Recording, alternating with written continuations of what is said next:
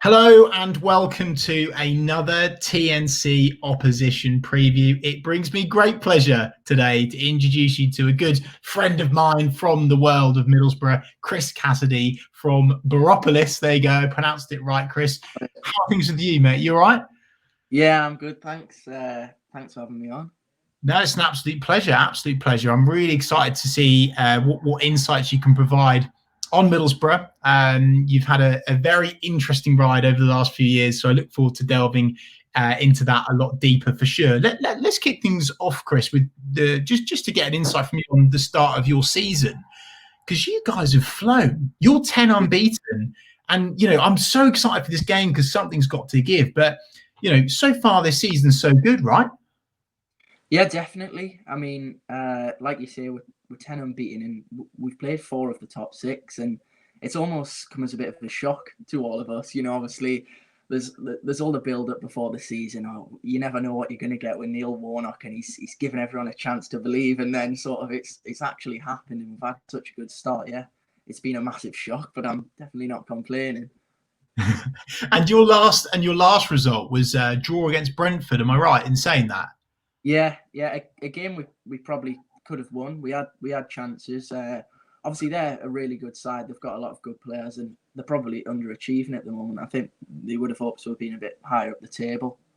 But yeah, like every other game this season, it's never been a game where you think, we've really been outclassed here. I would have been not really shocked if we'd have come away with 3 points. So before we start, going on about how good you are this season so far, you've yet to play the mighty Canaries. Let's talk a little bit about last season. You finished 17th. Yeah. What is the difference between this kind of new Middlesbrough and the old Middlesbrough? Because it just seemed, from the outside looking in, it just seemed like you were trying almost too many different styles or managers or players or systems. So what has been the main difference for Middlesbrough this season compared to last season? I think the easiest way to put it is we've got a plan now. Obviously, last season we had Jonathan Woodgate in charge, and obviously he is a local lad and a bit of a legend as a player. But I'm sure some of the stories from his personal life, I don't want to go too harsh, but that. As Jonathan Woodgate as a man, I'll say he's not the type to be a manager. Definitely not. Okay. Wow. His tactics reflected not very well on him. There wasn't, as I say, a plan at all. Really, I'm sounding very harsh here, but I think it is deserved because we pretty much last season to this season have the same players, barring a few. So.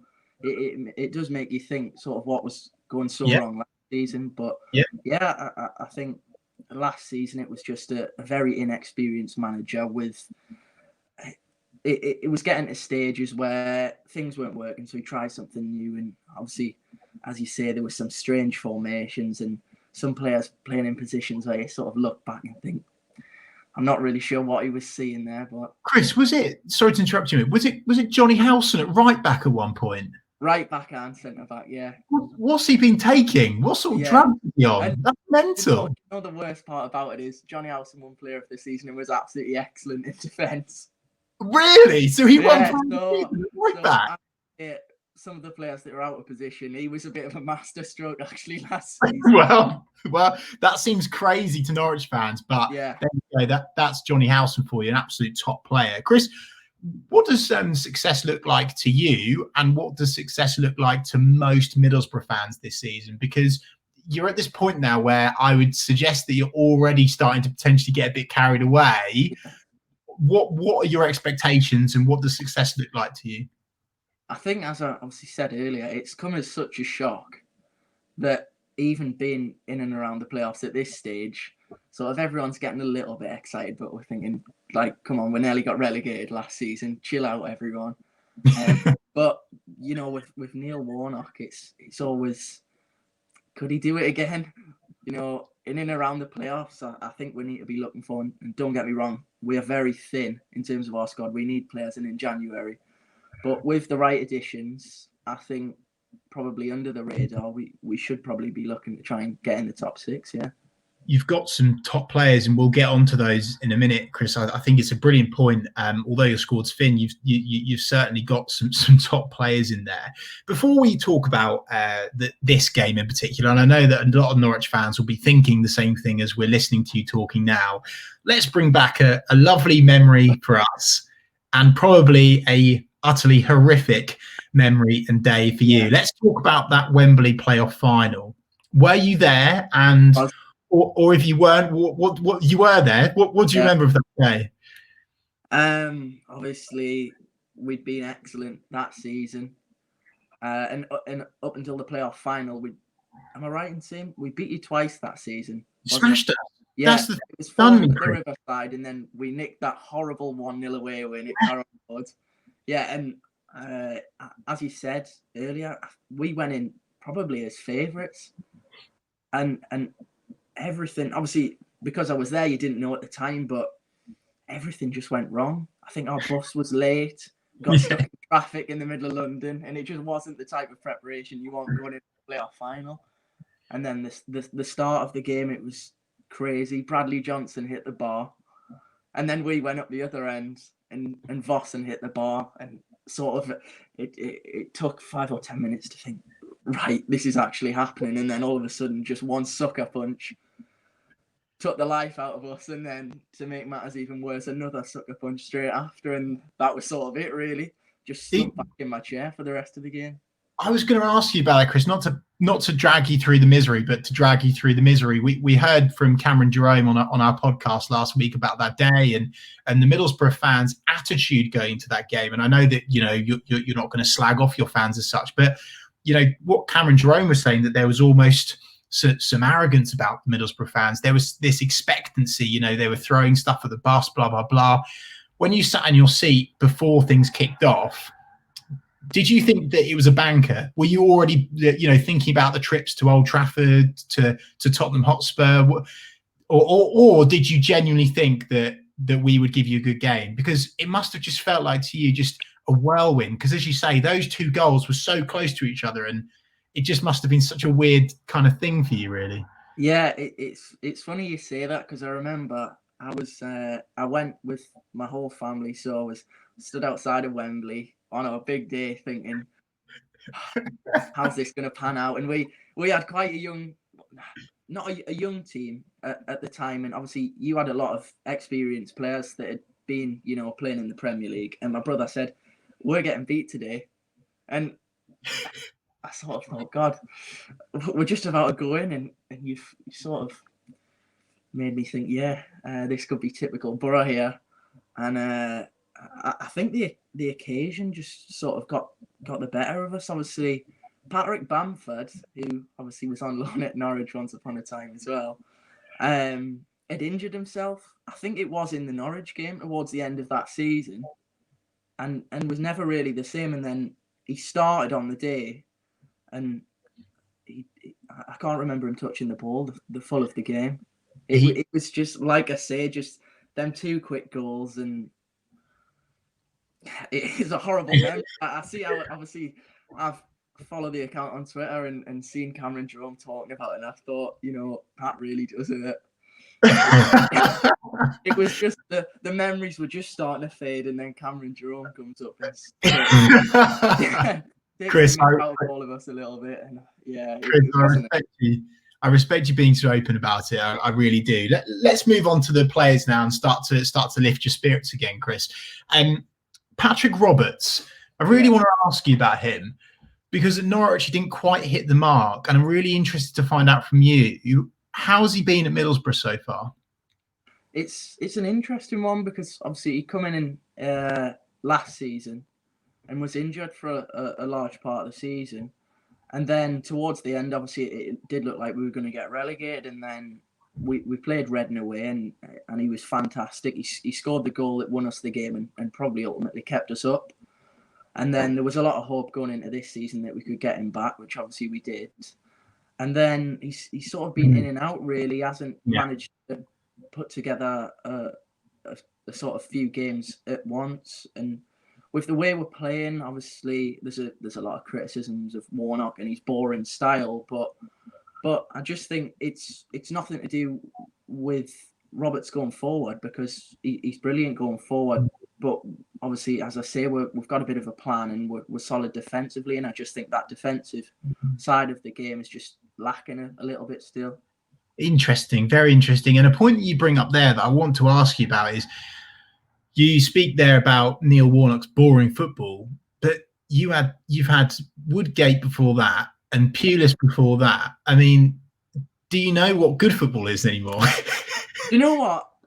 You're saying about Warnock's poor football. I was talking to him the other day, and I said, as much as he gets stick and things like that, and he's been around for so long, this season is some of the best football probably in patches that we've played in a very long time.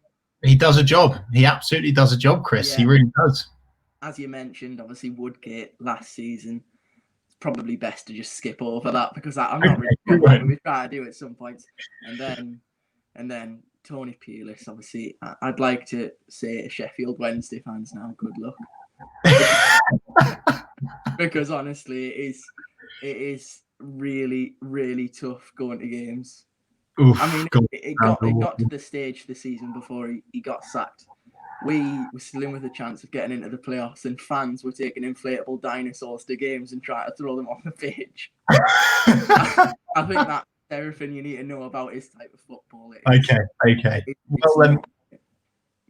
Well, another player that I really want to talk about, Chris, is Britt Assombalonga. It's a bit of a weird one. People say to me, what's a player that you've always wanted at Norwich? And it's always been Britt Assombalonga. Just energy, pace, power.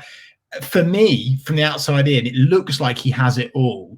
What's it like being a Middlesbrough fan, watching him, and where is he at now? Because I remember a couple of years ago when he was really at that stage where everyone was talking about him. He's going to be the next big thing, this and that.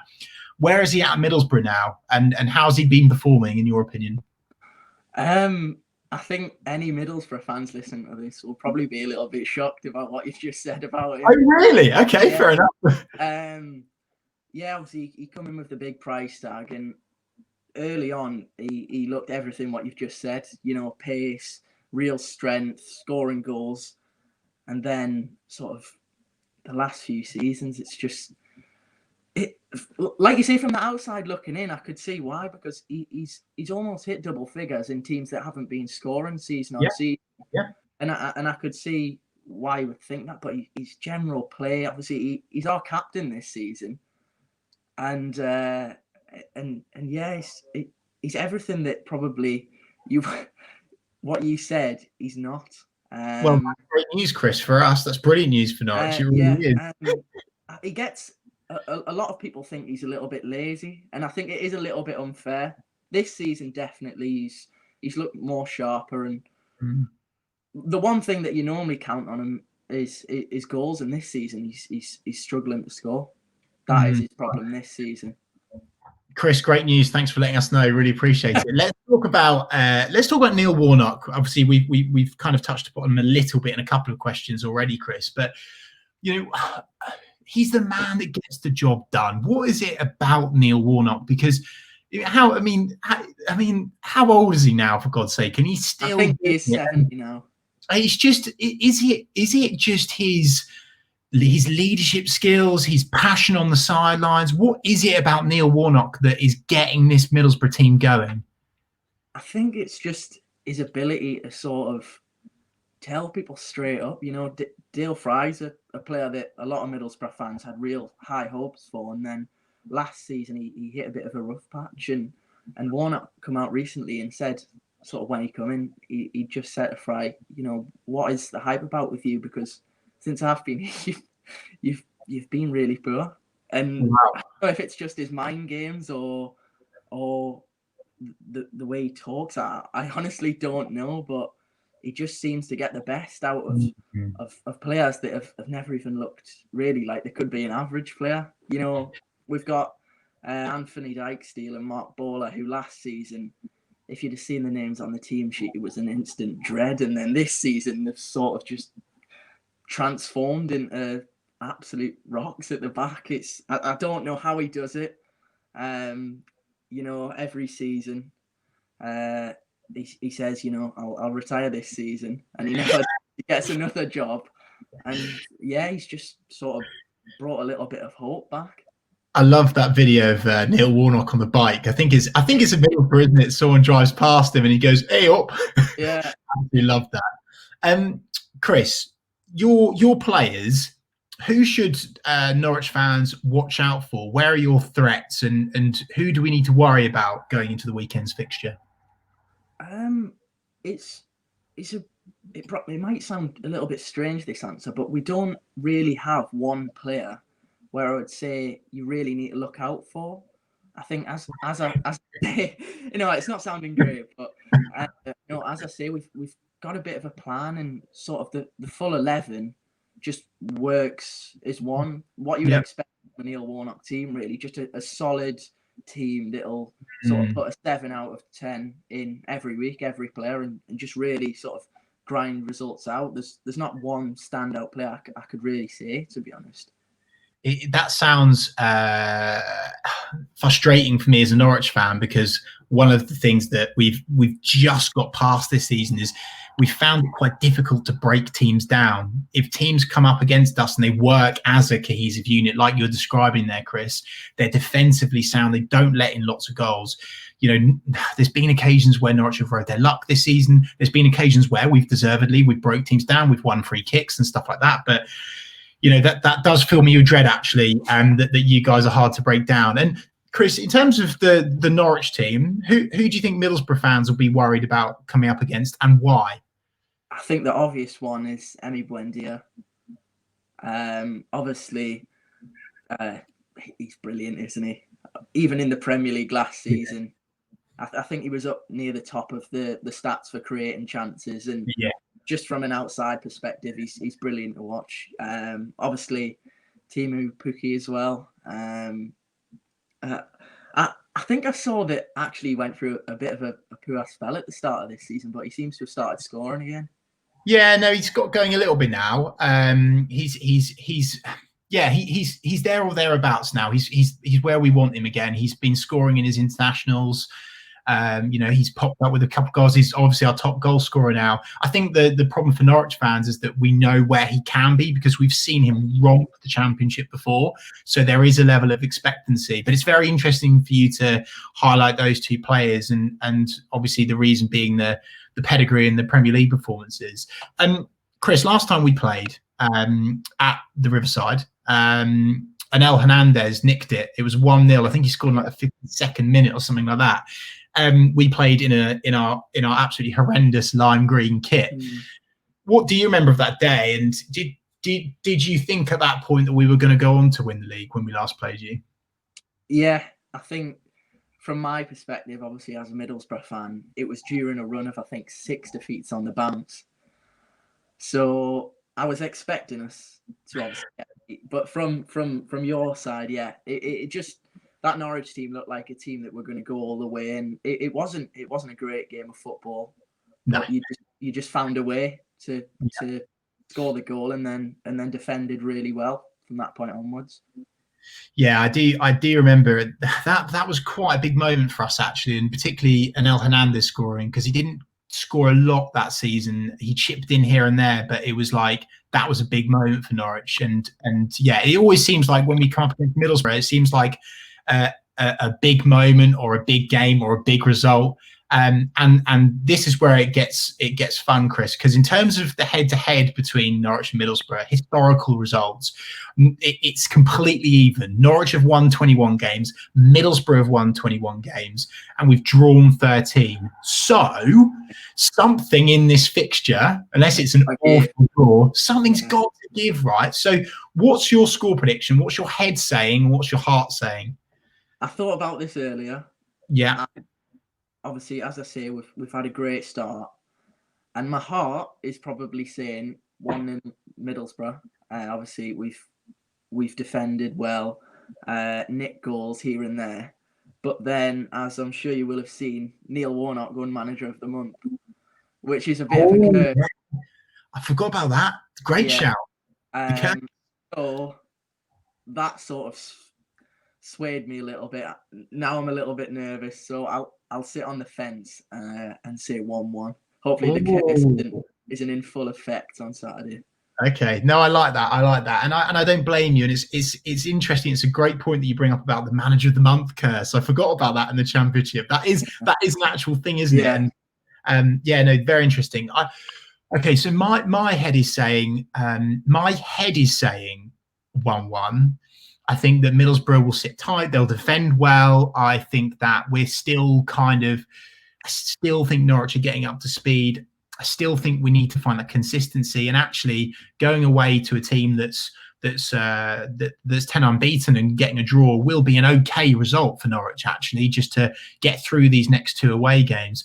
But my heart is saying that Teemu Pukki has just scored again for Finland in the international break. We'll have some players back for full fitness, and we've had some injury problems at the start of the season. So I'm really excited to see the press conference on Friday announcing that. But my heart says this is going to click, and I'm going to predict a 2-1 away win. I do think we'll concede, but you'll have to score a wonder goal because Tim Krul is in very good form. Chris, obviously you run Baropolis, which is your Middlesbrough fan channel. Where can people personally give you stick online? My Twitter is @CCast6. Top man. Chris, thank you so much for your time today. I really appreciate it. And thank you so much for every single one of you Norwich fans that are watching, maybe a few Middlesbrough fans as well. Good luck for the rest of the season, apart from this weekend. And for all you Norwich fans, we will see you on the watch along on Saturday, and fingers crossed it's another 3 points for Norwich City, and Chris has got a frown on his face. Chris him on Saturday on the Ball City.